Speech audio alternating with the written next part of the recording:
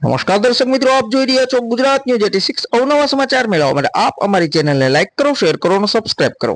પાલીતાણા તાલુકા પંચાયતને ભ્રષ્ટાચારે અજગરી ભરડો લીધો છે। પંચાયતની માહિતી નહીં આપતા પત્રકારોની શંકા કુશંકા ટીડીઓની મનમાની કે ચલાવાય છે। સવા મણનો સવાલ, પદ અધિકારી વિરોધ પક્ષ મૌન કેમ? અબ્બાસ વોરા દ્વારા પાલીતાણા તાલુકા પંચાયતના જુદા જુદા વિભાગોની માહિતી માંગતા ટીડીઓએ પત્રકારને પણ માહિતી આપશે નહીં તેવો ચોખ્ખો નિર્ણયો ભાડી દેતા શંકા કુશંકાઓ ઉઠવા પામી છે। પંચાયતની બાંધકામ શાખા મનરેગા, સુજલામ સુફલામ સહિત અનેક ગ્રામ્ય વિકાસલક્ષી યોજનાઓની વિગતો માંગતા વર્તમાન ટીડીઓએ ચોખ્ખી ના પાડી દઈને કહ્યું તો આરટીઆઈ કરો। આવા જવાબથી પત્રકાર જગતમાં ઘેરા પડઘા પડ્યા છે અને વિગતો નહીં આપતા પંચાયતના જુદા જુદા વિભાગોમાં ભ્રષ્ટાચાર થતો હોવાની શંકાઓ ઊભી થઈ છે।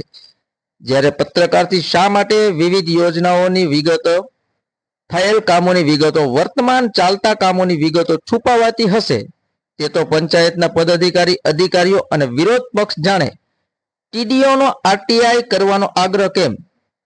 શું થયેલ ભ્રષ્ટાચારની વિગતો આરટીઆઈ દ્વારા જ આપી કેટલાક પદાધિકારીઓને ખુલ્લા પાડવાનો ઈરાદો હશે કે જો ભ્રષ્ટ વહીવટ થયો હોય તો તેની સામે આકરા પગલાઓ લેવાનો ઈરાદો હશે કે પછી ભ્રષ્ટાચાર અંગે ઢાંક પીછોડો કરવાનો ઈરાદો હશે તે તો આરટીઆઈ કરી વિગતો મંગાવવાનું કહેનાર ટીડીઓ શ્રી જાણે। પરંતુ વિગતો નહીં આપી કંઈક તો ડાળમાં કાળું હશે ને તેવા વેધક સવાલો ઉઠવા પામ્યા છે। ત્યારે ઉચ્ચ કક્ષાએથી તપાસો કરાવવી જરૂરી છે। ધન્યવાદ। અહેવાલ નીતિન પરમાર, પાલીતાણા।